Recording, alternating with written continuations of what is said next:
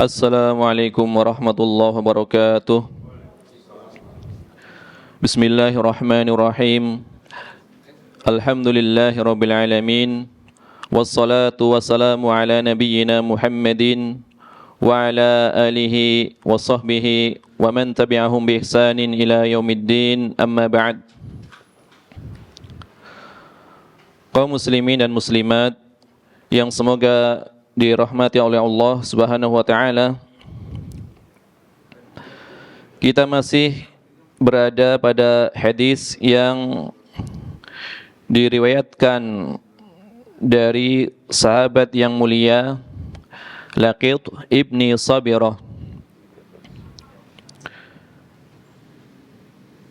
Naqala al-musannifu rahimahullahu taala عن لقيط ابن صبرة رضي الله عنه قال قال رسول الله صلى الله عليه وسلم أسبغ الوضوء وخلل بين الأصابع وبالغ في الاستنشاق إلا أن تكون صائما أخرجه الأربعة وصححه ابن خزيمة ولأبي داود fi riwayah idza tawadda'ta famadmid.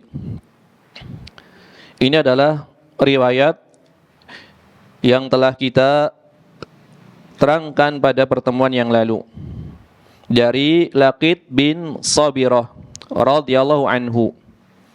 Beliau berkata, Rasulullah sallallahu alaihi wasallam bersabda, asbihil wudu'a, yang maknanya baligh fi ikmalihi wa aufi kulla udwin haqqahu. Bersungguh-sungguhlah di dalam menyempurnakan wudu. Berarti membaguskan wudu. Penuhilah hak setiap anggota wudu.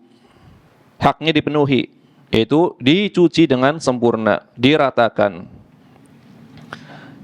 Karena al-isbagh, menyempurnakan, itu memiliki dua makna. Yang pertama adalah menyempurnakan yang sifatnya wajib. Yang kedua, menyempurnakan yang sifatnya sunnah. Akan kita terangkan ya pada fawaid insyaallah ta'ala. Jadi asbihil wudu'a, baguskan wudumu, sempurnakan wudumu. Ini berasal dari kalimat di dalam bahasa Arab dir'un sabighah. Dir'un maknanya adalah baju perang. Baju perang. Dir'un sabighah, baju perang yang panjang sehingga menutup seluruh badan, ya. Idza kanat tawilatan tughatil badan, disebut dir'un sabighah. Sabighah, menutup seluruh badan. Berarti bajunya sempurna, ya, dipakai untuk berperang karena menutup seluruh badan. Ya, diantaranya adalah yang berkaitan dengan kalimat isbagh adalah firman Allah Ta'ala ini dalam surat Luqman ayat ke-20. Di dalam surat Luqman ayat ke-20, Allah Subhanahu wa taala berfirman, "Alam tarau annallaha sakhkhara lakum ma fis samawati wa ma fil ard." Apakah kalian tidak memperhatikan bahwasannya Allah telah menguasakan kepada kalian apa-apa yang di langit dan di bumi. Wa asbagha alaikum ni'amahu zahiratan wa batinah. Wa asbahu, dan dia telah menyempurnakan bagi kalian nikmatnya, baik yang nampak maupun yang tersembunyi. Jadi asbagha alaikum ni'amah wa asbahu alaikum ni'amah. Allah telah menyempurnakan bagi kalian nikmat-nikmatnya. Jadi isbahul wudu maknanya adalah menyempurnakan wudu, yaitu membaguskan wudu. Setiap anggota wudu itu dipenuhi haknya, yaitu dicuci dengan sempurna. Kemudian Nabi mengatakan wa khallil bainal asabi, dan sela-selalah ya jari jemari ya, di sela-sela jari jemari di dalam wudu. Sela-selalah antara jari jemari. Itu direnggangkan jarinya, kemudian dimasukkan, saling dimasukkan seperti ini ya, digosok sehingga bagian dalamnya terkena air secara sempurna.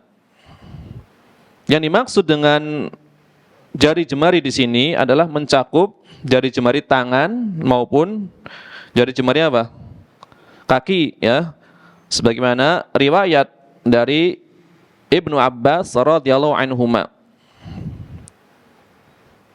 Dikatakan di dalam riwayat tersebut, idza tawadda'ta fakhallil baina asabi'i yadaik wa rijlaik.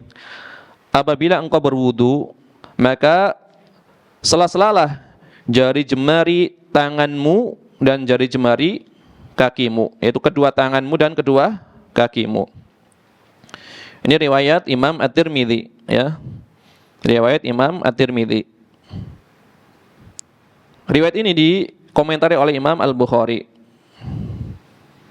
Bahwasanya Imam Al-Bukhari mengatakan haditsun hasanun, hadis yang hasan. Tapi istilah hasan yang digunakan oleh Imam Al-Bukhari berbeda dengan istilah hasan yang digunakan oleh Imam At-Tirmidzi. Tadi hadisnya adalah hadis yang bisa diterima. Ada sedikit perbedaan. Maksud Imam Al-Bukhari mengatakan hadisnya hasan dengan pernyataan Imam At-Tirmidzi hadisnya hasan. Kalau Imam At-Tirmidzi ada kemungkinan asalnya dhaif. Cuma karena banyak syawahid penguat dari jalur yang lain, terkadang naik ya, naik tingkatnya menjadi hasan ya. Berarti kalau dhaif asalnya namanya adalah hasan li ghairihi ya, hasan li ghairihi. Kemudian bagaimana cara menyela-nyela jari jemari? Kaifiahnya bagaimana? Maksud menyela jari jemari itu bagaimana? Telah datang ya sebuah riwayat yang menafsirkan makna dari at-takhlil, makna dari menyela-nyela. Itu sebuah riwayat dari Al-Mustawrid Ibni Shaddad Al-Fihri. Dia mengatakan Al-Mustawrid Ibni Shaddad Al-Fihri mengatakan, ra'aitun nabiyya sallallahu alaihi wasallam idza tawadda'a dalaka asabi'a rijlaihi bi khinsirihi. Aku melihat Nabi sallallahu alaihi wasallam ketika beliau berwudu, beliau menggosok ya jari jemari kedua kakinya dengan jari kelingking. Dengan jari kelingking. Jadi di sela-sela bagian jari jemari yang ada di kakinya dengan menggunakan jari kelingkingnya. Ini hadis riwayat Imam Abu Dawud dan Imam Tirmidzi serta Imam Ahmad bin Hanbal. Di sini tidak diterangkan dengan jari kelingking tangan kanan atau tangan kiri, kan tidak diterangkan. Tapi yang nampak kata para pensyarah hadis adalah menggunakan jari kelingking yang sebelah kiri. Karena apa? Menyela-nyela jari jemari maknanya adalah membersihkan kotoran yang menempel ya pada atau di antara jari jemari tersebut. Maka secara kaidah apabila membersihkan kotoran itu disyariatkan menggunakan bagian yang sebelah kiri. Ini asalnya secara syar'i bahwasanya untuk membersihkan kotoran asalnya menggunakan tangan bagian kiri ya, kecuali kesusahan ya, sebagaimana bersiwak ya. Pada pertemuan yang beberapa pertemuan yang lalu pembahasan apakah bersiwak menggunakan tangan kiri atau tangan kanan. Karena kan siwak bisa mempunyai dua kemungkinan. Memang mulutnya ketika itu habis makan misalkan, berarti dalam kondisi kotor, berarti membersihkan kotoran, maka dianjurkan menggunakan tangan kiri. Mulutnya dalam kondisi tidak kotor, tetapi dia mau sholat atau mau berwudu, Ini siwak secara sunnah saja, maka fungsinya dalam rangka menjalankan sunnah. Siwak tersebut fungsinya dalam rangka menjalankan sunnah, maka menggunakan tangan kanan. Walaupun sebagian ulama ya seperti kakeknya Syekhul Islam Ibnu Taimiyah mau membersihkan kotoran ataupun bersiwak secara mutlak tetap menggunakan tangan kanan. Ya. Tetap menggunakan tangan kanan. Tapi ini adalah perkara yang luas maksudnya. Yang mudah saja, kalau mudahnya menggunakan tangan kiri, silakan menggunakan tangan kiri. Kalau mudahnya menggunakan tangan kanan, maka silakan menggunakan tangan kanan. Ini dalam masalah bersiwak. Adapun membersihkan kotoran secara umum, secara asal syar'i, maka menggunakan tangan bagian kiri. Ya, menggunakan tangan bagian kiri. Maka nanti ketika dikaitkan dengan pembahasan hadis tentang sifat kedua tangan. Sifat kedua tangan. Karena ada dua riwayat. Riwayat yang pertama, sahih, dikatakan kedua tangan Allah adalah kanan. Kedua tangan Allah adalah kanan. Tapi ada riwayat yang lain, ya, bahwasanya diterangkan penetapan adanya tangan kiri. Penetapan adanya tangan kiri ada di bagian akhir kitab Tauhid. Ya, bagian akhir kitab Tauhid yang ditulis oleh Syekh Muhammad bin Abdul Wahhab. Bagaimana menggabungkan dua riwayat ini? Sebagian ulama mengatakan hadis yang mengatakan kedua tangan Allah adalah kanan, ini adalah hadis yang mahfuz, berarti sahih. Adapun riwayat yang mengatakan Allah menggenggam dengan tangan kirinya, ada tangan kanan kemudian ada tangan kiri, maka dikatakan oleh sebagian ulama di antara Syekh Muhammad Nasiruddin Al-Albani rahimahullah taala, hadisnya adalah syadz menurut beliau. Karena ada jalur yang semisal lafaznya bukan tangan kiri, tapi Allah menggenggamnya dengan tangan yang lain. Tidak dikatakan tangan kiri, tangan yang lain. Berarti ada dua tangan. Tangan yang satu dengan tangan yang lainnya, tapi tidak disebutkan tangan kiri. Ini bagi yang mengatakan riwayatnya syadz. Tapi apa kaitannya dengan riwayat yang sedang kita bahas? Riwayatnya adalah pembahasan tentang kiri. Pembahasan tentang kiri. Bagi yang mensahihkan riwayat tangan kiri, juga digabungkan di antara adalah Syekh Muhammad bin Shalih Al-Utsaimin rahimahullah taala di dalam kitab beliau Al-Qaul Mufid. Al-Qaul Mufid ala kitab Tauhid. Diterangkan tidak ada pertentangan, digabung bisa. Yang dimaksud kedua tangan Allah kanan adalah dari sisi fungsi. Sifatnya itu kanan. Maknanya apa? Semuanya mulia. Semuanya maknanya adalah makna-makna yang baik. Makna-makna kesempurnaan, tidak ada makna kekurangan. Dari sisi apa? Dari sisi fungsi. Dari sisi sifatnya. Adapun penyebutan tangan kiri dari sisi arahnya, kanan dan kiri. Berbeda dengan makhluk. Tangan kanan dan tangan kiri mempunyai dua fungsi yang berbeda. Ya, kalau tangan makhluk, kanan untuk yang baik-baik, kiri untuk yang buruk-buruk atau untuk sesuatu yang kotor, membersihkan kotoran dan yang semisalnya. Jadi kaidah secara syar'i membersihkan kotoran adalah dengan menggunakan tangan bagian kiri. Adapun ya sifat Allah keduanya tangan, kedua tangannya kanan, ya kedua tangan Allah adalah kanan, adalah secara sifat, secara fungsi, secara makna kesempurnaan dari sisi maknanya yaitu sempurna. Adapun dari sisi arah kanan dan kiri itu bagi yang menggabungkan dua riwayat. Jadi tidak perlu dikatakan hadisnya syadz karena masih bisa digabung. Hadis selama bisa digabung tidak perlu dibuang, ya. Tidak perlu ditarjih. Ya karena tarjih adalah apa? Tarjih adalah ya alternatif terakhir. Kalau sudah tidak bisa digabungkan baru ditarjih. Pilih mana yang lebih kuat dari dua riwayat ini. Selama masih bisa digabungkan maka cara yang terbaik adalah dengan menggabungkan, ya. Al-jam'u bainal adillah, menggabungkan dalil-dalil. Nah, ini adalah kaidah yang banyak dipilih oleh para ulama. Al-jam'u bainal adillah, menggabungkan dalil-dalil yang ada. Berarti dohirnya apa di sini? Ketika menyela-nyela jari jemari, kaki maupun tangan. Kaki bukan tangan. Kalau tangan ya di dua-duanya kan disilangkan seperti ini. Ini menyela-nyela jari jemari kaki menggunakan ya tangan yang sebelah kiri, jari kelingking yang sebelah kiri. Ya. Kemudian Nabi mengatakan wabaligh fil istinsyaq. Bersungguh-sungguhlah di dalam istinsyaq. Ya. Jadi menghirup sampai ke bagian hidung yang paling dalam. Ini asalnya. Asalnya seperti itu. Illa an takuna shaima. Kecuali engkau dalam kondisi sedang berpuasa. Maka janganlah ya terlalu keras di dalam menghirup air atau memasukkan air ke dalam hidung, ya.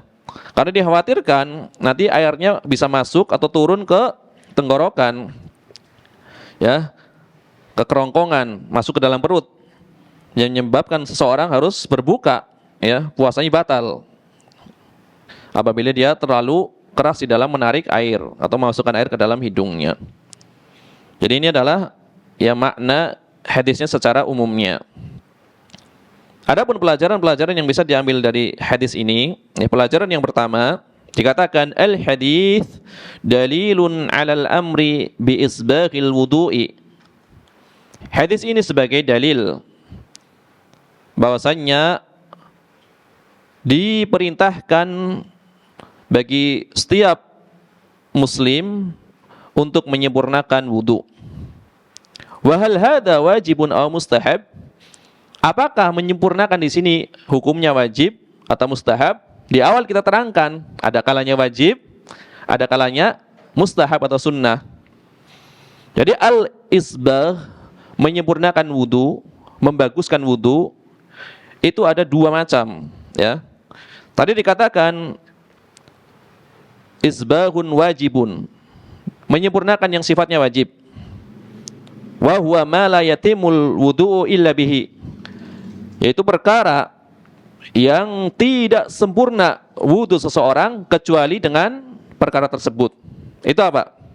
Yang dimaksud apa? Tidak sempurna wudu seseorang kecuali dengan melakukan hal tersebut. Ini hukumnya wajib. Yang dimaksud apa berarti? Berarti mengalirkan air ke seluruh anggota wudu yang wajib dicuci, ya. Jadi diratakan semuanya. Ini adalah suatu yang wajib. Harus dialirkan, harus rata. Ini adalah hukumnya wajib. Kalau tidak dialirkan, maka namanya bukan mencuci. Namanya mengusap. Tangan basah, kita usapkan. Tentu basah, tapi ini bukan mencuci. Karena tidak mengalir. Karena yang dimaksud mencuci adalah mengalirkan. Ya, mengalirkan air, meratakannya ke seluruh anggota wudu yang wajib dicuci. Berarti ini isbagh atau membaguskan wudu yang sifatnya wajib. Yang kedua, isbaghun mustahab. Isbah yang sifatnya mustahab atau anjuran saja atau sunnah. Wa huwa ma yatimul wudu'u bidunihi, yaitu suatu perkara apabila ditinggalkan, wudunya tetap sempurna. Perkara ini ditinggalkan, tetapi wudunya sempurna. Apabila dilakukan, tentu yang terbaik. Ini adalah isbahun mustahabun, membaguskan wudu yang sifatnya sunnah. Contohnya apa? Ya, cucian kedua atau ketiga. Ya, cucian kedua atau ketiga hukumnya apa? Hukumnya sunnah. Kalau ditinggalkan sah nggak wudunya? Sempurna nggak? Sempurna, kan nggak wajib 3. Asal sekali cuci telah mengenai seluruh anggota wudu, telah sempurna. Cuma kalau diulang lagi, ya, basuhan atau cucian kedua, kemudian basuhan ketiga, maka ini lebih sempurna. Nah, ini adalah menyempurnakan yang sifatnya sunnah. Apa yang memalingkan? Ya, kan di sini ada perintah. Apa yang memalingkan perintah di sini dari hukum asal? Hukum asal perintah apa? Hukum asal perintah wajib. ini adalah pendapat jumhur ulama. Walaupun kalau kita meneliti lagi di kitab-kitab usul, hukum asal perintah itu ada tiga pendapat, ada empat pendapat hukum asal perintah. Yang pertama, hukum asal perintah adalah wajib. Ini jumhur ulama. Sebagian ahli usul, hukum asal perintah adalah an-nadbu, yaitu sunnah. Yang ketiga, hukum asal perintah adalah al-ibahah, mubah. Jadi masuk kepada tiga hal. Wajib, kemudian sunnah, kemudian mubah. Perintah terkadang hukumnya wajib, terkadang hukumnya sunnah, terkadang hukumnya mubah. Maka pendapat yang keempat adalah mengatakan masuk pada tiga hal ini. Pertama tadi hukumnya wajib, kedua hukumnya sunnah, ketiga hukumnya mubah. Pendapat keempat bisa masuk kepada salah satu di antara ketiganya, tergantung siyak atau susunan lafaz yang datang. Ya. Di sini ada perintah tadi. Ada perintah asbihil wudu'a. Baguskan wudu. Kalau kita mengikuti pendapat jumhur ulama, hukum asal perintah adalah wajib. Tetapi perintah itu bisa berubah hukumnya apabila ada dalil yang memalingkannya. Di sini ada nggak dalil yang memalingkan dari perintah wajib? Ada dalilnya. Dalilnya adalah firman Allah Ta'ala di dalam surat Al-Maidah ayat ke-6. Ya. Faghsilu wujuhakum. Basuhlah wajah kalian. Di sini ada perintah membasuh wajah. Berarti perintah secara mutlak. Ya. Maka masuk di dalam perintah ini adalah apa? Cucian kedua maupun cucian yang ketiga. Atau hanya mencukupkan sekali cuci. Masuk semua. Basuhlah wajah kalian. Kan masuk semua. Yang namanya membasuh, sekali juga disebut membasuh. Jangan gitu. Kedua juga disebut membasuh. Ketiga juga disebut membasuh. Berarti apa di sini? Mana ayat ini? Apakah memalingkan perintah dari hadis ini? Asbihil wudu'a. Ini apa namanya? Mempraktekkan usul fikih sedikit. Asbihil wudu'a. Sempurnakanlah wudu. Perintah di sini wajib atau sunnah? Kan ada perintah tadi di dalam ayat faghsilu wujuhakum. Cucilah wajah kalian. Maka perintah asbihil wudu'a dikatakan ya mushtarak bainal wujub wal istihbab, berserikat berserikat antara wajib dan sunnah. Dalam satu perintah maknanya adalah dua, wajib dan sunnah. Ini ya. Perintahnya satu, asbihil wudu'a. Kan perintah nih, satu perintah. Maknanya adalah dua. Ada yang bersifat wajib, ada yang bersifat sunnah. Karena di dalam ayat kan faghsilu wujuhakum mempunyai apa? Mempunyai dua makna pula. Basuhlah wajah kalian. Yang wajib berapa? Sekali disebut membasuh. Basuhan kedua juga membasuh. Ketiga juga membasuh. Tapi hukumnya apa? Sunnah. Jadi perintah di dalam hadis ini adalah berserikat, ya, berserikat antara perintah wajib dan perintah sunnah.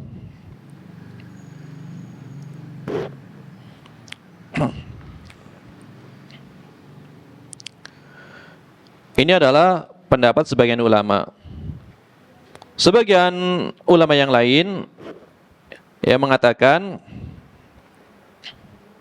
yang dimaksud perintah di sini adalah perintah yang kedua. Apa yang kedua? Perintah sunnah saja.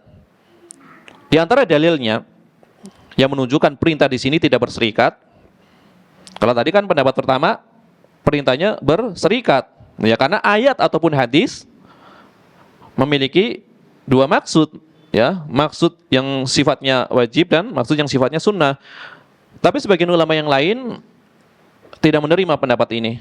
Yang benar perintah di sini memang sunnah saja. Ya. Di antara dalilnya adalah sebuah riwayat dari Abu Hurairah radhiyallahu anhu. Bahwasanya Rasulullah sallallahu alaihi wasallam bersabda, "Ala adullukum ala ma yamhullahu bihil khotoya wa yarfa'u bihid darajat." Maukah aku tunjukkan kepada kalian suatu perkara yang dengan perkara tersebut Allah akan menghapuskan dosa-dosa kalian dan Allah akan mengangkat derajat kalian. Qalu, maka para sahabat mengatakan, "Bala ya Rasulullah, tentu kami mau wahai Rasulullah sallallahu alaihi wasallam." Qala, maka Nabi menjawab, "Isbahul wudu'i 'alal makarih." Isbah lafaznya di sini. Isbah tadinya apa? Menyempurnakan. Menyempurnakan wudu pada waktu yang dibenci. Waktu apa itu kalau dibenci? Hah? Ada dua. Cuaca ketika sangat panas ataupun sangat dingin. Kan umumnya menyempurnakan wudu pada dua waktu ini tidak disukai. Menyempurnakan waktu pada menyempurnakan wudu, ya, menyempurnakan wudu pada waktu yang tidak disukai, yaitu dingin sekali atau panas sekali. Kemudian apa lagi? Wa kasratul khutwa ilal masajid, memperbanyak langkah menuju masjid. Wa intidharus salati ba'da shalah, menunggu antara satu salat dengan salat berikutnya. Fadzalikumur ribat, maka keutamaannya bagi kalian sebagaimana keutamaan ribat. Maka keutamaannya bagi kalian sebagaimana keutamaan ribat. Ribat itu berjuang di jalan Allah, berjaga di perbatasan. Ya. Mencegah masuknya musuh ke wilayah kaum muslimin. Itu ribat. Ini keutamaan menyempurnakan wudu. Di sini ya sisi pendalilan yang menunjukkan hukum menyempurnakan wudu itu sunnah, isbah itu adalah sunnah. Bahwasanya Rasulullah SAW memuji orang yang menyempurnakan wudu, kemudian menerangkan keutamaannya, dipuji, kemudian diterangkan keutamaannya orang yang menyempurnakan wudu. Ya, tidak dikatakan sebagai keutamaan kecuali apabila seseorang telah menyempurnakan perkara yang wajib, berarti sebagai tambahan. Keutamaan sebagai apa? Sebagai tambahan. Ya, sebagai tambahan. Ini dibawa ke makna yang kedua, bahwasanya menyempurnakan wudu adalah hukumnya sunnah. Kira-kira yang lebih tepat mana ini? Ya, coba di analisa. Pendapat mana yang lebih tepat? Apakah berserikat atau hukumnya hanya sunnah menyempurnakan wudu? Lebih tepat berserikat. Ya. Hadis ini menunjukkan isbah yang sifatnya sunnah. Hadis tadi yang pertama menunjukkan isbah yang sifatnya adalah wajib dan sunnah, karena didukung oleh ayat. Ayat tersebut maknanya apa? Jelas ayat tersebut maknanya wajib dan sunnah, karena kan ayatnya sama ini. Jelas perintah wudu kan ayatnya ini. Ya, perintah cucilah, basuhlah wajah kalian, jelas di dalam Al-Quran perintahnya. Ternyata hadis-hadis menafsirkan, ya, mencuci itu ada kalanya boleh sekali, kalau sudah rata. Dianjurkan 2 kali atau 3 kali. Jadi lebih mengumpulkan dalil. Adapun tadi yang berkaitan ini adalah ribat bagi kalian, itu tidak menafikan makna wajib, ya. Ya, tidak menafikan makna wajib, karena kan ini tambahan dari perkara yang diwajibkan. Hadis ini hanya menerangkan keutamaan menyempurnakan secara menyempurnakan wudu, dalam arti seseorang telah melaksanakan sesuatu yang mencukupi di dalam berwudu, kemudian ditambah, ya, sehingga memperoleh keutamaan ini. Ya, jadi isbah maknanya adalah 2, ada yang wajib, ada yang ada yang sunnah. Ini di dalam hadis ini banyak contohnya. Jadi satu perintah tapi mempunyai dua makna. Bisa wajib, bisa sunnah dalam satu perintah. Ini faedah seperti ini nih, ya, faedah yang berkaitan dengan perintah mempunyai dua makna itu banyak sekali diterangkan ini di dalam kitab Ihkamul Ahkam. Di dalam kitab Ihkamul Ahkam atau Syarhul Umdah karya Imam Taqiyuddin Ibnu Daqiqil Id. Itu banyak sekali. Karena beliau, ya, sebagaimana telah kita terangkan, mensyarah atau menjelaskan hadis dengan metode usul fikih, ya, para ahli usul. Maka itu adalah sebaik-baik sarah, walaupun ringkas. Sebaik-baik sarah meskipun ringkas. Kata Syekh Abdul Karim Al-Khudair, siapa yang mampu memahami syarahnya Imam Ibnu Daqiqil Id yang cuma satu jilid, berarti ringkas, maka dia pasti mampu membaca seluruh kitab yang panjang. Mampu memahami satu jilid syarahnya Imam Ibnu Daqiqil Id, dia mampu membaca seluruh syarah hadis yang berjilid-jilid. Kalau mampu memahami itu, ya, walaupun sangat ringkas.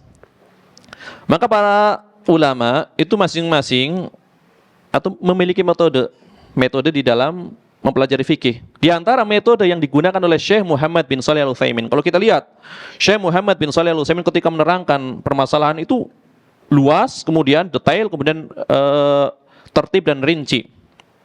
Di antaranya apa?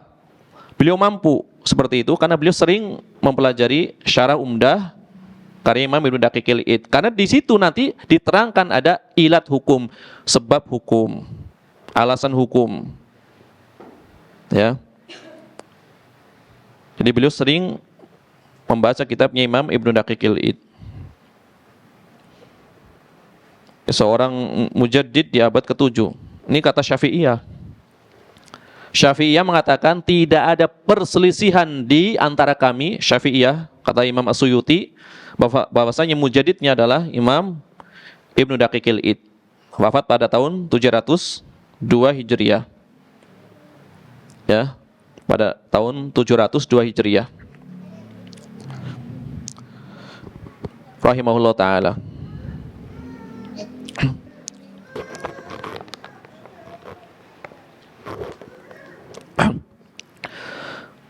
Kemudian pelajaran yang kedua dari hadis ini, al-haditsu yadullu bi dhahirihi ala wujubi takhlilil asabi. Hadis ini zahir yang nampak dari riwayat ini menunjukkan bahwasannya menyela-nyela antara jari jemari hukumnya adalah wajib. Ini lahiriahnya. Lahiriah hadis ini menunjukkan hukumnya wajib menyela-nyela antara jari jemari. Ini adalah pendapat mazhab Malik, ya. Ya, meskipun nanti ada khilaf internal di kalangan mereka, tapi secara umumnya adalah hukumnya wajib. Karena menyela-nyela termasuk apa? Termasuk apa ini? Ngapain gini? Menggosok. Ya. Di dalam mazhab Malik, menggosok anggota wudu yang harus dicuci itu hukumnya wajib. Jadi tidak sekedar mencuci, tidak sekedar mengalirkan air. Ini dalam mazhab Malik. Ya. Dalam mazhab Malik, misalkan ada bejana, kita celupkan tangannya, kan udah rata. Itu belum dianggap berwudu di dalam mazhab Malik. Harus ada adalku, digosok. Harus digosok. Jadi harus digosok seperti ini. Termasuk ya menyela-nyela jari jemari. Ini fardu di dalam mazhab Malik. Ya. Baik jari jemari tangan maupun kaki harus digosok. Karena menyela-nyela jari jemari bagian dari menggosok. Ini mazhab Malik. Adapun di dalam mazhab yang lain hukumnya apa? Sunnah. Ya. hukumnya sunnah. Meskipun tadi dikatakan di dalam madzhab Malik ada perselisihan. Yang wajib apakah digosok bagian jari jemari yang ada di tangan atau dua-duanya di tangan maupun di kaki. Ya, sebagian Malikiyah mengatakan diwajibkan menggosok atau menyela-nyela jari jemari tangan itu wajib. Adapun jari jemari kaki sunnah. Itu di dalam madzhab Maliki sebagian. Sebagian lagi mengatakan ya secara umumnya tangan maupun apa? Maupun kaki. Ini Malikiyah. Adapun Syekh Muhammad bin Shalih Al-Utsaimin kebalikannya. Kalau tadi Malikiyah kan ada yang hanya mewajibkan tangan tapi tidak kaki. Kalau Syekh Utsaimin kebalikannya, yang lebih dianjurkan justru kaki, kata Syekh Utsaimin. Karena kaki umumnya lebih kotor kan gitu. Kaki umumnya kan lebih kotor, tangan lebih bersih. Maka yang lebih dianjurkan untuk di sela-sela adalah bagian jari jemari yang ada di kaki. Itu pendapat beliau, Syekh Muhammad bin Shalih Al-Utsaimin. Tadi untuk masalah berwudu, madzhab Malik itu lebih ketat karena harus menggosok tadi. Adapun untuk pembatalnya lebih ringan. Berbeda dengan Syafi'iyah. Syafi'iyah untuk wudunya gampang, celupin aja jadi kan, asal rata. Celupin gini udah rata semua, dianggap sah Syafi'iyah. Mudah berwudunya. Cuma batalnya gampang gitu kan. Nyentuh aja batal kan. Kalau Malikiyah kan enggak. Yang penting tidak ada syahwat. Kan gitu Malikiyah.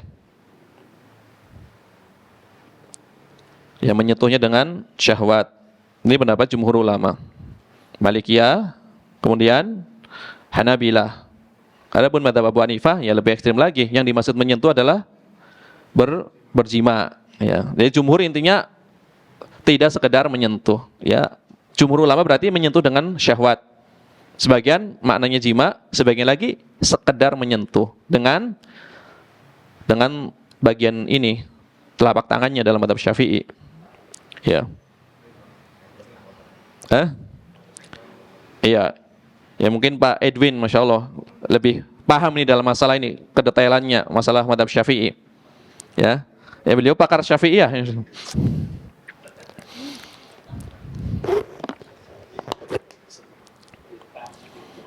Kalau saya kebanyakan mengikuti adalah ya kajian yang sering saya ikuti adalah kajian madzhab Hambali dan Maliki. Itu kajian harian madzhab Malik dan madzhab Hambali. Jadi kalau Syafi'iyah insyaallah Pak Edwin ya bisa dijadikan ini ya rujukan dalam beberapa perkara ya di antaranya perkara ibadah. Masya Allah.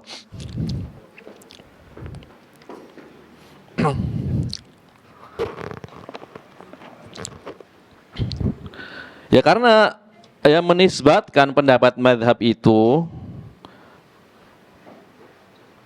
kata para ulama, itu memang hendaknya dari kitab pemilik madhab tersebut. Misalkan gini, saya menerangkan madhab Syafi'i, misal ada nggak di Al-Mughni tentang madhab Syafi'i? Tentu ada, kan perbandingan madhab. Tapi belum tentu itu adalah pendapat yang resmi atau muktamad. Walaupun disebutkan, misalkan Imam Ibnu Qudamah di dalam Al-Mughni mengatakan Syafi'i berpendapat A. Misalkan, meskipun pendapat ini ada di dalam madhab Syafi'i, belum tentu pendapat muktamad, belum tentu pendapat resmi. Kenapa? Karena ini adalah kitab fikih madhab Hambali, hanya menyebutkan perbandingan madhab. Bagaimana kita mengetahui pendapat madhab Syafi'i? Ya dari kitab ashabnya. Dari kitab-kitab ashabnya, misalkan kitabnya Imam An-Nawawi. Ya, seperti apa contohnya? Yang paling muktamad, kitabnya Imam An-Nawawi, kitab At-Tahqiq. Belum selesai kitabnya, baru meninggal beliau. Atau kitab Al-Majmu' Syarhul Muhadzab atau Minhajut Talibin. Kalau pertentangan antara yang di Minhajut Talibin dengan di Al-Mughni, padahal sama-sama membawakan pendapat Syafi'i, tentu yang dikuatkan yang mana? Ya di Al-Minhaj. Karena pemilik madhabnya ya kitab ashab ya, kitab pengikut madhabnya. Tetapi kalau sekedar untuk sakofa bahas fikih Hambali misalkan, sebutkan madhab Maliki, sebutkan madhab Hanafi, sebutkan madhab Syafi'i, itu tidak mengapa. Walaupun tentunya pasti yang dikuatkan adalah madhab Hambalinya, dalil lengkapnya. Adapun dalil Syafi'iyahnya itu sekedarnya saja, karena sebagai pendukung, bukan apa? Bukan pembahasan utama. Di dalam kitab fikih Hambali misalkan di dalam Al-Mughni, bisa seluruh pendapat ini kalah semua oleh madhab Hambali. Karena memang dalil secara lengkapnya dibawakan khusus untuk madhab Hambali. Tetapi misalkan dibalik ini, dibahasnya di Al-Majmu' Syarah Muhadzab, Hambali bisa jadi lemah. Karena madhab Syafi'i membawakan seluruh dalilnya secara lengkap. Dalil yang tidak ada jadi ada. Gitu. Jadi apa hikmahnya di sini? Hikmahnya apa di sini? Hikmahnya adalah madhab yang 4 adalah madhab yang telah pertama jelas resmi ya. Yang kedua sanadnya jelas bersambung. Walaupun banyak madhab yang lain, Laits, kemudian Al-Auza'i, tapi tidak jelas sanadnya. Jadi madhab yang 4 ini diantara keistimewaannya adalah ada usulnya tersendiri, sanadnya bersambung, kemudian digodok ratusan tahun. Ya telah diseleksi, maka sangat kuat kalau masing-masing menekuni di antara satu madhab, di antara 4 madhab tersebut. Menekuni Syafi'iyah, tentu dia pasti bisa menguatkan madhab Syafi'i. Menekuni madhab Hambali, tentu dia bisa menguatkan madhab Hambali, dan seterusnya. Jadi sebagai sarana, ya, sebagai sarana. Tidak mungkin seorang menjadi ahli fikih, memiliki malakah ilmiah, memiliki malakah fikih, kecuali belajar melalui jalur madhab. Ini tidak bisa diingkari perkataan seperti ini. Misalkan kita mempelajari kitab Bulughul Maram dengan syarah yang paling detail, tidak bisa menjadi fakih dalam makna yang sebenarnya, hanya sakofah. Atau mempelajari Nailul Autor, tidak bisa menjadi ahli fikih dalam makna yang sebenarnya. Tetapi bagaimana bisa menjadi ahli fikih? Tafakuh dengan madhab tertentu. Adapun kajian Bulughul Maram ini adalah sebagai apa? Tambahan sakofah. Jadi kita mengetahui madhab ini, sehingga nanti dampaknya adalah cara penyikapan apabila mendapati pendapat yang berbeda. Jadi tidak bisa dijadikan ini sebagai saya belajar Bulughul Maram sampai selesai detail menjadi ahli fikih, nggak bisa. Nggak bisa, tapi sakofah dapat, ya. Dan memang fungsinya, tujuan Bulughul Maram bukan menjadikan seorang memiliki malakah ilmiah, bukan, tetapi sebagai tambahan, ya, ya, di dalam mempelajari dalil-dalil fikih. Ini kan dalil-dalilnya, dalil-dalil fikih. Ada pun masail, permasalahan fikih yang nanti berkembang, kemudian ada di masyarakat yang terjadi di sekitar kita, itu hanya didapatkan di kitab-kitab fikih. Karena ada kitab yang sifatnya kitab fatwa. Kitab fikih adalah kitab fatwa. Kan semuanya udah fatwa semua. Air dibagi 3. Fatwa bukan itu, fatwa, walaupun tanpa dalil. Ya, walaupun tanpa dalil. Ya, beberapa waktu yang lalu saya mendengar kajian Syarah Mukhtasar Khalil. Syarah Mukhtasar Khalil dalam fikih Maliki. Ini syarah puncak, ya, muntaha, menguasai Mukhtasar Khalil menjadi fakih yang sebenarnya dalam mazhab Malik.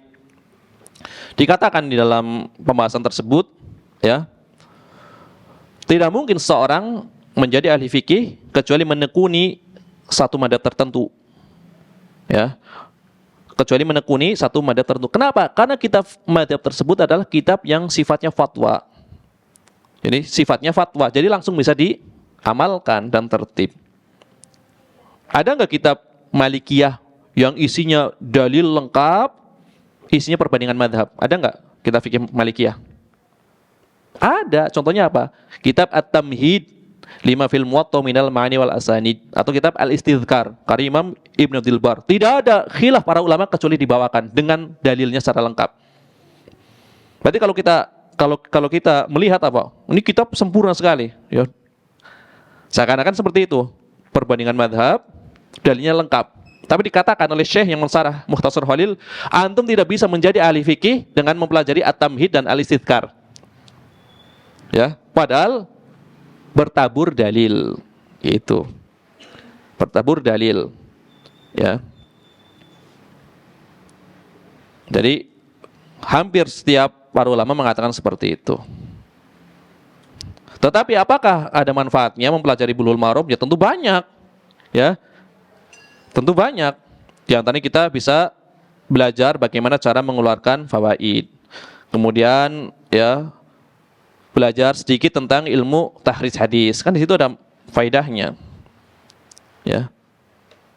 Jadi ilmu itu, pembahasan ilmu itu masing-masing cabang ilmu itu saling melengkapi. Saling melengkapi. Jamaah rahimanillah hayyakum. Kemudian tadi dikatakan jumhur ulama berpendapat menyela-nyela jari jemari adalah hukumnya sunnah, ya, hukumnya adalah sunnah. Di antara dalil yang digunakan oleh jumhur ulama adalah zahir ayat Al-Quran tadi yang kita bacakan, faghsilu wujuhakum, fa'amarallahu ta'ala bil ghusli, ya, Allah Ta'ala memerintahkan agar kita apa? Mencuci anggota wudu, ya. Maka yang namanya mencuci anggota wudu sekedar meratakan air, ya, itu sudah dikatakan sebagai mencuci, walaupun tidak sampai menyela-nyela atau tidak sampai menggosoknya, ya. Kenapa dikatakan di sini wat takhlil, menyela-nyela anggota wudu yaitu jari jemari, amrun zaidun la yathbutu illa bidalilin bayyinin 'alal wujub, adalah perkara tambahan di dalam wudu. Tidak bisa menetapkan kewajibannya kecuali ada dalil yang tegas yang menunjukkan hukumnya wajib, ya. Fa yusraful amru fi hadithi laqitin ila nadbi, maka perintah di dalam hadis Laqit Ibnu Sawirah tadi dibawa ke makna an-nadbu, ya, makna sunnah. Hadis-hadis yang tadi kita bawakan, yaitu yang dibawakan oleh Laqit, kemudian hadis-hadis berikutnya, maka saling menafsirkan. Kan tadi ada beberapa riwayat yang kita bawakan yang menunjukkan bahwasanya hukum menyela jari jemari adalah sunnah, ya, sebagaimana diterangkan oleh Imam Ibnul Qayyim. Ya, Imam Ibnul Qayyim menerangkan permasalahan ini, menyela-nyela jari jemari dalam wudu, ya, di dalam kitab beliau Zadul Ma'ad, ya, diterangkan ini dalam kitab Zadul Ma'ad. Imam Ibnul Qayyim mengatakan seperti ini. Wa kadzalika takhlilul asabi lam yakun yuhafadhu alaihi wa fis sunan 'anil Mustawrid Ibn Shaddad. Ra'aitun nabiyya sallallahu alaihi wasallam idza tawadda'a yadluku asabi'a rijlaihi bihin khinsirihi, ya, bi khinsirihi. Kata Imam Ibnul Qayyim, demikian juga menyela jari jemari tidak ada riwayat yang mahfuz, yang sahih, yang menerangkan hal tersebut. Ini menurut Ibnul Qayyim, yang menunjukkan hukumnya wajib. Adapun riwayat tadi di dalam kitab Sunan dari Mustawrid, ya, dari Mustawrid Ibn Shaddad, Al-Mustawrid Ibn Shaddad, yang dikatakan aku melihat Nabi SAW apabila beliau berwudu menggosok apa tadi? Menggosok jari jemari kedua kakinya dengan jari kelingkingnya. Ini kata Imam Ibnul Qayyim, wa hadza in sabata, ini kalau sahih, kata Imam Ibnul Qayyim. Berarti Imam Ibnul Qayyim mendhaifkan atau mensahihkan? Mendhaifkan. Tapi kalau ini sahih, kata Imam Ibnul Qayyim, wa hadza in sabata fa inna ma kana yaf'aluhu ahyanan. Kalaupun riwayat ini sahih yang dilihat oleh Al-Mustawrid Ibn Shaddad, ya, Kalaupun ini sahih riwayatnya, maka maknanya Nabi melakukannya kadang-kadang saja, bukan setiap berwudu. Bisa saja ketika itu keadaan jari jemari banyak kotorannya, bisa saja. Ya. Walihada kata Imam Ibnu Qayyim, berarti ini menurut Ibnu Qayyim apa? Kadang-kadang saja kalau sahih. Kalau sahih, tapi beliau kan mendhaifkan. Ini kalau sahih, oke, kita terima riwayatnya sahih. Ini maksudnya adalah kadang-kadang. Walihada karena itu lam yarwihi alladziina i'tanau bi dhabti wudu'ihi ka Utsman wa Ali wa Abdullah ibn Zaid wa Rubayy wa ghairihim ala anna fi isnadihi Abdullah ibn Lahiyah. Ya. Maka para sahabat yang mereka meriwayatkan sifat wudu Nabi SAW di antaranya siapa? Utsman, kemudian Ali, kemudian Abdullah bin Zaid, kemudian Rubayy, ya. Dan selain dari mereka tidak meriwayatkan hadis tentang apa? Menggosok atau menyela jari jemari, ya. Bahkan di sanadnya ada seorang rawi yang bernama Abdullah ibnu Lahiyah, ya. Abdullah ibnu Lahiyah. Ini pernah dibahas pada pertemuan yang lalu. Siapa itu? Ibnu Lahiyah. Hah? Seorang yang meriwayatkan dengan kitab. Dengan kitab. Ketika di masa tua kitabnya terbakar. Jadi hafalannya tercampur. Di dalam riwayat ini ada seorang laki-laki yang bernama Abdullah ibnu Lahiyah. Ya. Meskipun ketika murid-murid senior yang meriwayatkan di antaranya Imam Ibnul Mubarak, riwayatnya adalah sahih, tetapi di dalam riwayat ini adalah bukan diriwayatkan oleh murid-murid seniornya, ya. Jadi kata Imam Ibnu Qayyim, riwayatnya tidak sahih. Kalaupun sahih, dibawa ke makna Nabi melakukannya kadang-kadang saja, ya, tidak setiap berwudu.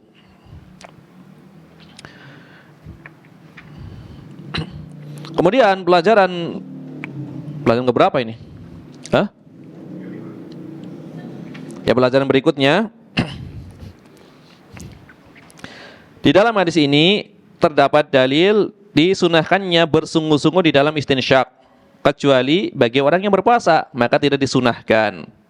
Ya, karena tadi alasannya kenapa? Agar tidak menghantarkan seorang yang istinsyak memasukkan air ke dalam apa? Ke dalam tenggorokannya atau masuk ke dalam perutnya. Kemudian diikutkan dengan perkara istinsyak apa yang semisal, yang harus hati-hati. Berkumur juga. Ya, berkumur juga. Ya. Maka seorang yang berpuasa hendaknya dua perkara ini hati-hati. Istinsyak, kemudian berkumur itu hati-hati. Agar jangan sampai dua perkara tersebut menyebabkan seseorang memasukkan airnya ke dalam perutnya, ya, sehingga mewajibkan dia berbuka puasa.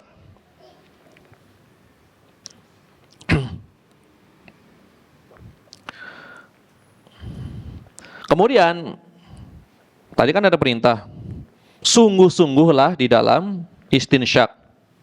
Lagi-lagi perintah di sini hukumnya apa? Hukumnya sunnah. Mana yang memalingkan? Mana yang memalingkan hukumnya menjadi sunnah dari perintah wajib? Ini praktek usul fikih ini. Wabalih fil istinsyak. Sungguh-sungguhlah di dalam istinsyak. Ini kan perintah, hukum asalnya wajib. Kenapa jadi sunnah? Mana yang memalingkannya? Yang memalingkan perintah dari wajib menjadi sunnah apa? Ya, ucapan Nabi SAW, illa antakuna sa'ima, kecuali kamu berpuasa. Seandainya istinsyak wajib, puasa tidak menghalangi seseorang untuk bersungguh-sungguh di dalam istinsyak, ya kan? Seandainya perintahnya wajib, mau berpuasa pun harus, ya, menghirup airnya secara keras, ya, ke dalam, ya. Karena ada sabda Nabi SAW, kecuali kamu berpuasa, maka memalingkan dari perintah wajib menjadi perintah sunnah.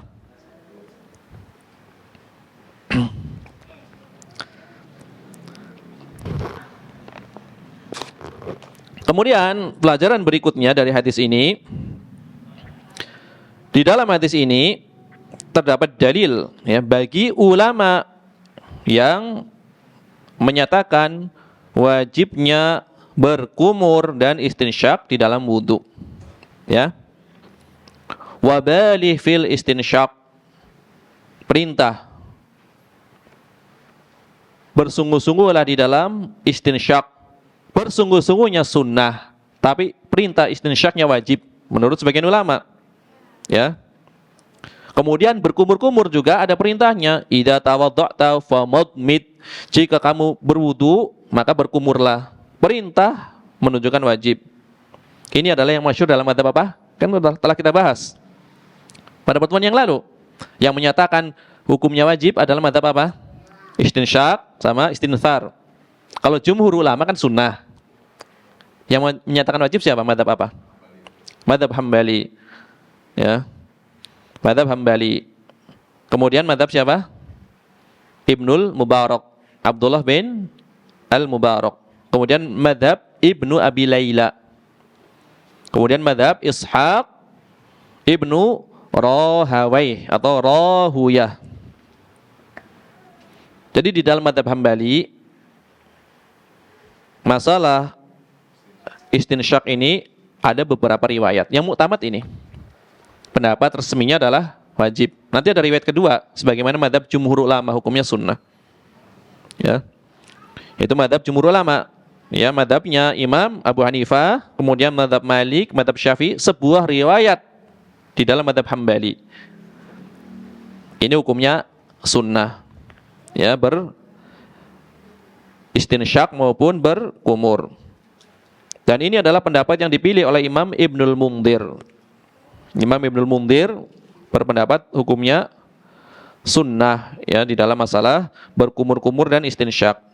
Demikian juga pendapat seorang tabi'in, pendapatnya Atha bin Abi Rabah. Atha bin Abi Rabah. Bahkan telah diterangkan sendiri oleh Imam Ibnul Mundhir ya dalam kitab beliau Al-Awsat. Kitab Al-Awsat. Kitab yang membahas tentang ijma dan perselisihan ulama. Jadi isinya dua, ijma dan perselisihan ulama. Para ulama telah berijma, dalilnya ini. Para ulama berbeda pendapat, dalilnya ini. Syafi'i ini, Malik ini, dan seterusnya. Ya, nama kitabnya adalah Al-Awsat fil ijma wal ikhtilaf. Itu.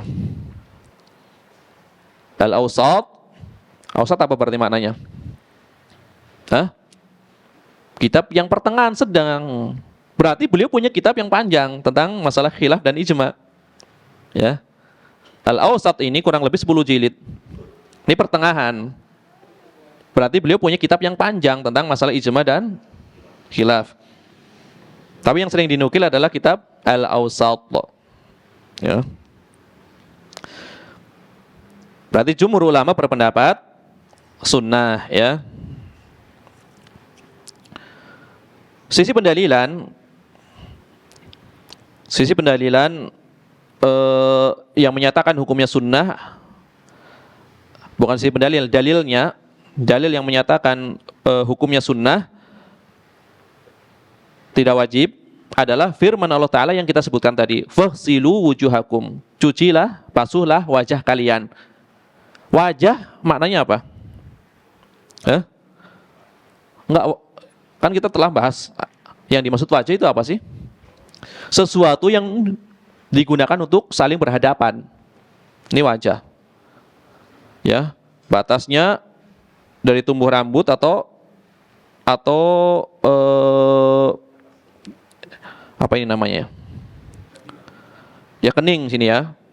Batas kening sampai ke dagu seperti itu. Di sini perintahnya apa? Cucilah atau basuhlah wajah kalian. Wajah. Berarti zahirnya bagian luarnya atau bagian dalamnya? Kalau wajah yang digunakan untuk menghadap. Bagian luarnya. Sedangkan madmadah, berkumur, kemudian apa lagi? Istinsyak. Kan memasukkan air ke bagian dalam tubuh. Padahal perintahnya cucilah wajah kalian. Kan tohirnya bagian luarnya saja. Maka jumhur ya berdalil dengan ayat ini bahwasanya perintah di dalam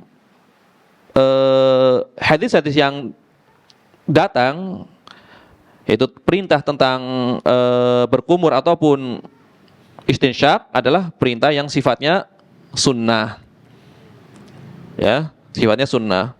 Karena ayat ini memalingkan hukum wajib tersebut.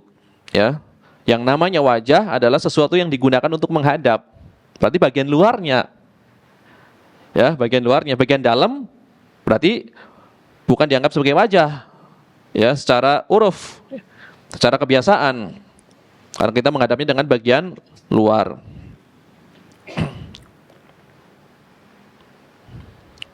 Kemudian di antara dalil jumhur ulama yang menunjukkan bahwasanya tadi berkumur ataupun istinsyak hukumnya sunnah adalah sabda Nabi sallallahu alaihi wasallam, ya. Sabda Nabi sallallahu alaihi wasallam, ya, Nabi mengatakan asyrun minal fitrah, ada 10 perkara yang merupakan fitrah. Wa dzakara minha al-madmadah wal istinsyaq. Kemudian Nabi SAW di dalam hadis tersebut menyebutkan apa? Berkumur dan istinsyak. Wal fitrah hiya sunnah. Makna fitrah adalah sunnah. Ini jumhur ulama. 10 dari perkara sunnah. Jadi dikatakan asyrun minal fitrah. 10 dari perkara fitrah. Maksudnya 10 dari perkara sunnah. Ini jumhur ulama. Tapi Madzhab Hambali juga punya jawabannya. Ya. Madzhab Hambali berpendapat apa tadi? Wajib. Ini kan jumhur ulama. Sisi pendalilannya adalah ayat yang menerangkan tentang wajah. Namanya wajah sesuatu yang digunakan untuk menghadap. Kemudian dalil 10 fitrah. Fitrah maknanya sunnah, berarti tidak wajib. Adapun pendapat dari Madzhab Hambali, kemudian Madzhab Zahiri di antara Imam Ibnu Hazm, kemudian pendapat Abu Thawr. Siapa Abu Thawr? Hah? Imam Abu Thawr. Harusnya Pak Edwin tahu ini. Masya Allah. Muridnya Imam Syafi'i rahimahullah ta'ala. Ya. Imam Abu Thawr. Ya. Imam Abu Thawr. Imam Abu Thawr asalnya itu Mu'tazilah atau mengikuti pendapat ahli kalam ketika itu asalnya, Imam Abu Thawr. Cuma kalah debat sama Imam Syafi'i. Ya. Kalah debat sama Imam Syafi'i. Karena Imam Abu Thawr ketika itu ahli ra'yu. Ahli ra'yu ketika itu. Dia menggunakan pendekatan akalnya. Syafi'i ketika berdebat dengan dia, qala Allah wa qala Rasul. Qala Allah wa qala Rasul. Luar biasa, nasirus sunnah. Imam Syafi'i adalah penolong sunnah. Jadi dalilnya jelas Al-Quran dan sunnah.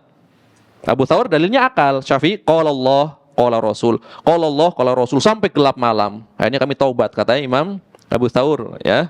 Imam Abu Thawr dan siapa satu lagi? Kan 2 orang yang debat ini dengan Imam Syafi'i ketika itu. Imam Abu Thawr dan Imam Al-Husain Al-Karobisi, ya, Husain Al-Karobisi. Dua murid Imam Syafi'i.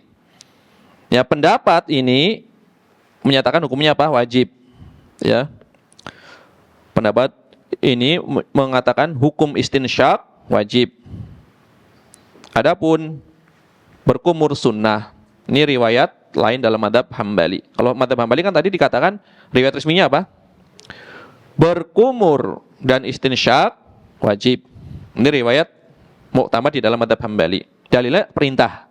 Perintah dan perbuatan Nabi yang senantiasa beliau dawamkan, beliau rutinkan. Ini Madzhab Hambali. Pendapat kedua jumhur ulama, hukumnya sunnah, baik istinsyak maupun berkumur. Ini riwayat kedua di dalam Madzhab Hambali. Kemudian pendapat ketiga, istinsyak hukumnya adalah wajib, berkumur hukumnya sunnah. Ini adalah riwayat ketiga di dalam Madzhab Hambali. Ini Madzhab Hambali punya semua riwayatnya nih. Banyak riwayat nih. Jadi ada alternatif ini. Ya, ada semua. 3 pendapat ini mazhab Hambali masuk semua. Adapun pendapat yang terakhir tadi membedakan antara istinsyak dengan berkumur adalah pendapat dari Ahlu Zahir, itu Imam Ibnu Hazm diantaranya, dan pendapat Abu Thawr. Abu Thawr. Ya. Jadi membedakan antara istinsyak dan madmadah. Kenapa Imam Ibnu Hazm membedakan? Alasannya adalah pertemuan yang lalu kata Imam Ibnu Hazm bahwasanya istinsyak itu riwayatnya datang dalam bentuk perintah dan perbuatan. Kata Imam Ibnu Hazm. Adapun berkumur itu riwayatnya adalah hanya perbuatan saja. Ini klaim Imam Ibnu Hazm. Berarti ada 2 kemungkinan. Beliau tidak mengetahui riwayatnya yang mengatakan apabila berwudu famadmid maka berkumurlah, atau beliau tahu riwayatnya tapi mendhaifkan riwayatnya. Karena didhaifkan oleh Imam Ibnu Hazm sama saja dikatakan tidak ada riwayat yang menyatakan perintah untuk berkumur. Kan seperti itu. Ya. Dan ternyata pendapat Ibnu Hazm telah didahului oleh guru beliau, Al-Hafidh Ibnu Abdul Bar. Di dalam At-Tamhid mengatakan perintah beristinsyak itu dibarengi dengan perbuatan Nabi SAW. Sedangkan masalah berkumur hanya datang dalam perbuatan Nabi SAW. Maka dibedakan. Yang ada perintah dan perbuatan wajib, yang perbuatan saja hukumnya sunnah. Kemudian diikuti oleh Imam Ibnu Rushdin di dalam Bidayatul Mujtahid. Pendapat Imam Ibnu Abdul Bar dan Imam Ibnu Hazm. Jadi sekali lagi ada 2 kemungkinan. Memang tidak tahu riwayatnya, atau tahu riwayatnya tapi dhaif. Karena dhaif dianggap tidak ada riwayatnya yang tetap dari Nabi SAW. Ya. Maka ya, kalau dari dalil-dalil yang ada, ini pendapat jumhur ini lebih mengumpulkan dalil-dalil, pendapat jumhur ulama. Walaupun Imam Ibnul Qayyim ya, di dalam Zadul Ma'ad ya tentu beliau membela madzhab apa kira-kira? Hah? dalam Zadul Ma'ad Imam Ibnul Qayyim membela madzhab apa? Madzhab Hambali tentunya. Beliau menguatkan madzhab Hambali tentunya ya di dalam kitab Zadul Ma'ad. Kata Imam Ibnul Qayyim, walam yatawadda sallallahu alaihi wasallam illa tamadmada wastansyaqa. Walam yuhfadz anhu annahu akhalla bihi marratan wahidah. Ini alasan Imam Ibnul Qayyim. Tidaklah Nabi SAW berwudu kecuali beliau berkumur dan beristinsyak. Tidak ada satupun riwayat yang menunjukkan bahwasanya Nabi SAW tidak melakukan keduanya, meskipun satu riwayat. Ini kata Imam Ibnul Qayyim. Ya, beliau terangkan di dalam Zadul Ma'ad. Adapun tadi dikatakan oleh jumhur ulama, 2 perkara ini termasuk fitrah. Kalau kita katakan kata Imam Ibnul Qayyim riwayatnya sahih yang 10 fitrah tersebut. Tadi kan jumhur mengatakan fitrah maknanya sunnah. Itu tidak menafikan tentang kewajibannya. Karena al-fitrah itu berserikat, lagi-lagi berserikat antara wajib dan sunnah. Contohnya apa? Fitrah yang 10 ini, yang hukumnya wajib, padahal fitrah disebutnya. Hah? Contohnya apa? 10 perkara yang merupakan fitrah. Kan tadi jumhur mengatakan fitrah berarti hukumnya sunnah. Kata Imam Ibnul Qayyim, di dalam riwayat ini itu berserikat antara fitrah yang maknanya wajib dan fitrah yang maknanya sunnah. Kata Imam Ibnul Qayyim, di antara fitrah yang maknanya wajib adalah berkhitan. Ya, tentu ada pendapat yang mengatakan khitan hukumnya sunnah, tapi jumhur ulama khitan hukumnya wajib. Berarti makna fitrah ini berserikat. Bisa sunnah, bisa wajib. Ya. Ini kata Imam Ibnul Qayyim seperti itu, menguatkan wajibnya berkumur dan istinsyak. Meskipun ada hadis yang mengatakan 10 fitrah. Karena fitrah bisa bermakna wajib dan bisa bermakna sunnah. Tapi jumhur tadi ya, dalil-dalil yang kita bawakan menyatakan hukumnya sunnah ya, tidak sampai wajib. Adapun tadi pendapat yang ketiga yang membedakan antara madmadah itu berkumur dengan istinsyak, ya tentu telah datang riwayat yang menunjukkan perintah tentang berkumur. Jadi terbantahkan pendapat ini yang membedakan antara istinsyak dan berkumur, karena telah ada riwayat bahkan dibahkan oleh Al-Hafidz, apabila berwudu maka berkumurlah. Berarti kan ada riwayat perintahnya. Ya, berarti terbantah. Ya. Jadi hal yang selalu dilakukan oleh Nabi SAW di dalam berwudu adalah tidak meninggalkan istinsyak dan berkumur. Ini dibawakan oleh Imam Ibnul Qayyim di dalam Zadul Ma'ad. Karena memang Imam Ibnul Qayyim di dalam Zadul Ma'ad, beliau memang di awal mengatakan, saya hanya membawakan di dalam kitab ini adalah perkara yang memang dilakukan oleh Nabi. Perkara yang memang dilakukan oleh Nabi. Bukan pembahasan kebanyakan kitab fikih yang menyatakan hukumnya sunnah ataupun wajib. Yang jelas yang di sini adalah senantiasa dirutinkan oleh Nabi SAW. Makanya kan kitabnya judulnya apa? Zadul Ma'ad, ya, Zadul Ma'ad fi hadyi khairil ibad. Bekal negeri akhirat yang berisi atau di dalam petunjuk sebaik-baik hamba. Ya. Ini adalah perkara yang berkaitan dengan madmadah maupun istinsyak, kumur maupun istinsyak. Berarti amannya apa? Ya amannya dilakukan, jelas kan, memperoleh keutamaan. Kalau mampu, kecuali dia hidungnya sedang sakit atau bahkan bukan hidung. Ini saya aja di bagian gusi itu luka. Menghirup air ke hidung sakit banget kalau berwudu. Padahal lukanya di bagian gusi, tapi ketika menghirup, ya, memasukkan air ke hidung itu terasa sakit sekali. Jadi nggak bisa menghirup dengan keras. Ya. Kemudian pelajaran berikutnya, di dalam hadis ini para ulama, ya, menyimpulkan sebuah kaidah. Saddul dhara'i. Nah, ini kaidahnya. Saddul dhara'i.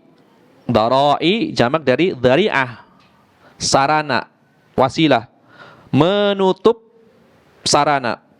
Ya. Sarana di sini adalah sarana yang menghantarkan kepada perbuatan haram, walaupun perbuatannya zahirnya mubah. Tetapi sebagai wasilah melakukan perbuatan yang haram. Maka di sini ada kaidah saddul dhara'i, menutup pintu-pintu masuknya perkara haram. Di sini apa? Hukum berkumur, hukum istinsyak. Ya jelas boleh kan asalnya. Bersungguh-sungguh bahkan sangat dianjurkan. Tapi di sini karena dikhawatirkan perbuatan yang boleh tersebut menghantarkan kepada perbuatan yang haram. Yang haram apa di sini kaitannya? Kaitannya dengan berpuasa.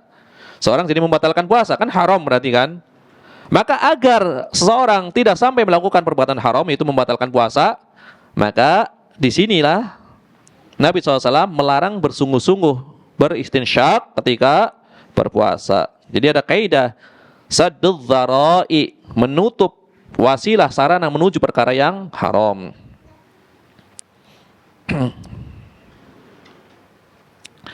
Kemudian saddul dhara'i ini juga termasuk di antara usul yang dipakai oleh sebagian madhab dari 4 madhab. Jadi usul yang disepakati adalah 4. Ini usul yang diperselisihkan, ya. Ya maksudnya tadi saddud dhara'i, menutup sarana-sarana menuju perkara yang haram adalah termasuk di antara usul yang dipakai oleh sebagian madhab, yaitu madhab Malik dan madhab Hambali. Jadi madhab Hambali dan madhab Malik di antara usulnya adalah saddud dhara'i, Maliki dan Hambali. Saddud dhara'i, menutup sarana-sarana menuju perkara yang haram. Adapun Syafi'i dan madhab Hanafi tidak menganggap saddud dhara'i sebagai bagian dari usul. Ya karena ini kan usul yang diperselisihkan. Kalau yang disepakati apa? Al-Quran, As-Sunnah, Al-Ijma', kemudian Qiyas. Sisanya diperselisihkan. amalan ahli Madinah. Dipakai Malik, tapi tidak dipakai mazhab yang lain. Saddud dzara'i, ini tadi ya, menutup sarana-sarana menuju yang haram. Ini dipakai oleh mazhab Hambali dan Maliki, tidak dipakai oleh Syafi'i dan Hanafi. Al-istihsan, istihsan dipakai oleh mazhab Hambali, tidak dipakai oleh mazhab Syafi'i. Man istahsana faqad syara'a. Barang siapa menganggap baik suatu perbuatan, maka telah membuat syariat. Itu kan kaidahnya Imam Syafi'i. Kemudian apa? Qaulus sahabi, perkataan sahabat, apakah dalil? Khilaf di kalangan para ulama. Perkataan sahabat dalil menurut mazhab Hambali, tapi tidak dalil menurut mazhab Syafi'i.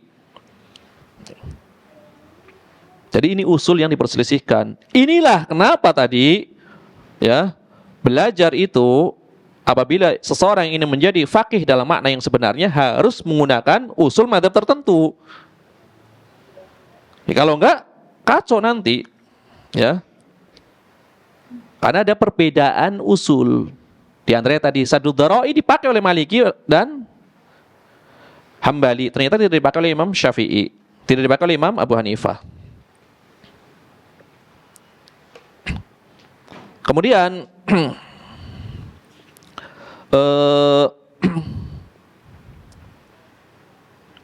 di antara dalil yang menunjukkan bahwasanya Saddud dzara'i itu adalah suatu yang bisa dijadikan usul adalah firman Allah Ta'ala di dalam surat Al-An'am ayat 108. Menutup sarana menuju perkara yang haram atau perkara yang buruk itu adalah bagian dari usul. Ini mazhab Hambali dan Maliki berdalil dengan Al-Quran, ya. Ya, Allah Subhanahu wa taala berfirman, "Wala tasubbul ladzina yad'una min dunillahi fayasubbullaha adwan bighairi ilmin."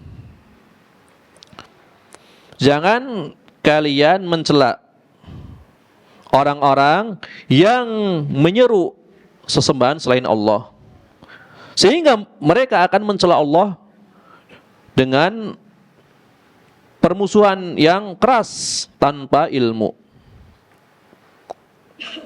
Yang mencela ya orang-orang yang menyeru kepada selain Allah. Jadi ketika kita mencela sesembahan-sembahan selain Allah, seorang sedang beribadah di gereja misalkan, nyembah Yesus. Tadi larangannya apa? Wala tasubbul ladzina yad'una min dunillah fayasubbullaha adwan bighairi ilmi. Kita celak dianya maupun sesembahannya misalkan. Ngapain kamu beribadah kepada patung? Terang-terangan. Padahal mencela mereka asalnya wajib atau enggak?